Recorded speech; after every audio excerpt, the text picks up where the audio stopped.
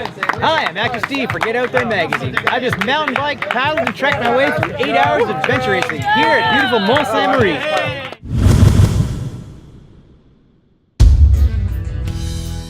14 years and still going strong. This is a story of Raid Pulse 8-hour adventure race.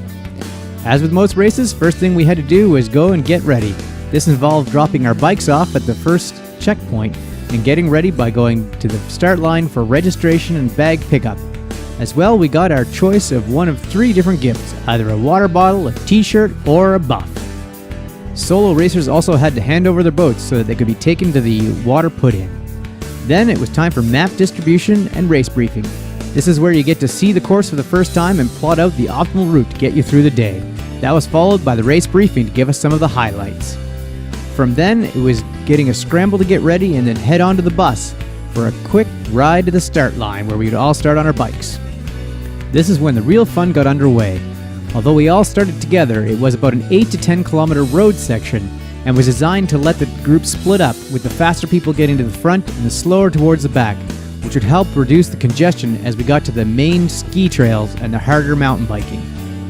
Once on the mountain bike trails, participants had the choice to either go for just the standard checkpoints or to head to the very top of the mountain to catch some of the advanced checkpoints. As well, this is some of the best mountain biking I've ever seen in an adventure race. As you can see from the footage, these were real technical trails and were purpose-built for mountain biking. That meant those that were comfortable on the trails would get a huge advantage over those that were a little bit more hesitant. We'd gotten a little bit of rain earlier in the day, so the trails were just slightly wet, which made for some tricky terrain on some of those wood crossings. But all in all, it was an amazing experience to get to ride these trails at Mont Ste, and is one of the highlights of the entire day, for sure. Throughout the entire section, participants had the choice of picking up checkpoints in whatever order they wanted, which alleviated some of the congestion on some of the trails. As well, we also had to observe rights of way wherever we were going. Once out of the Mont Ste trails, we headed on a short road bit to get to the transition to start the trekking leg, which was in the wilderness surrounding the Mont Ste ski hills.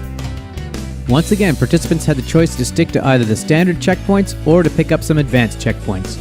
All in all, there were 4 regular checkpoints and 3 advanced to pick up on the route.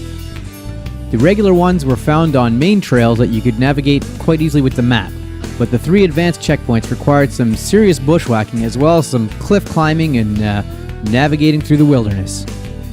No matter how many checkpoints you went out to get, however, you were treated to some great views, as most of the terrain is hilly and took us to a number of summit points which had some great views all around the area, including the lakes and rivers surrounding us, which of course took us to the next section. Racers who managed their time well would have gotten the option to do an additional advanced section on the mountain bikes, which were 2 checkpoints on a really overgrown trail. I'd like to say I loved it, but frankly, all these branches whipping us in the face got a little bit tiring. Luckily, towards the end of that section, things smoothed out and we got back onto the road to head towards the next transition and the final major leg, the paddling leg. It was now time to give the legs a break and do a little upper body workout. Again, in this section, you had some extra checkpoints if you were going for all the advanced ones to clear the course. All in all, there were 3 regular checkpoints and 1 advanced one to tackle on the water.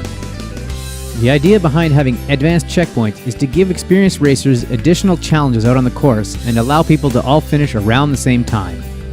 It was a really nice paddle section, but before I even knew it, I was heading back to my transition to put away my paddle, hop on my bike, and ride through that finish line for the final section. I now had time to watch other racers come in and finish the race, and to ask the race director his thoughts on what the best part of the course was. It was the mountain biking section with Velo MSM. Thanks for their support and their welcoming. So it was perfect mountain biking today. After 14 years, Raid Pulse is still able to put on consistently high-quality adventure races that challenge everyone out there.